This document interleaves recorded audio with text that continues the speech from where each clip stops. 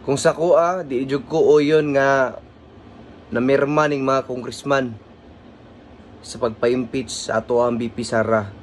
Kamuha, wala mo'y utang na loob.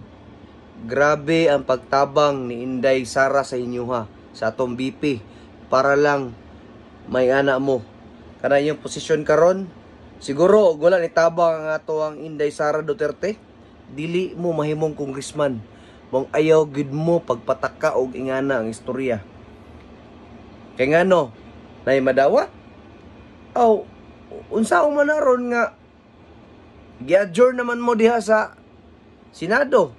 Rinabalaan mo sa mga tao ron nga ingana mo o pirma mo tungod daw kay ingon nila na daw ay madawat. O unsa ba na? May panghatag kapalit sa iyong pirma. Ambot na pog tinuod na. Pero sa kuano, dili ginamayo ba? Labi na tong mga na-address sa kuan, Mindanao, sa Visayas. Mga Bisaya raman taon-taon. Nga naman mo mga congressman, namirma man mo. Dapat na namirma na kato taga Luzon lang dikit anang administrasyon ni kuan ni atong presidente na to. Ha? Tarong mo ha? Unta, makadaog po mo karong eleksyon. Kay mura ka mga tao, good ganahay sa inyo ha. Labi na tong na-address ato sa Davao Region nga nag-iisang congressman. Na, saon na lang na. Congressman, lisod yung kay kamdaog ron. Pang, nabay ganinang iabot na sobre. Sobre, asa igan? Kay kung daw to. Uy, mo ba? Oh, nga na siya, ipatag daw sa imo ha. Uy, aw, kabalo mo, nakasabot jud ko ba nga pirma sila. Kay napo na sila yung mga rason good.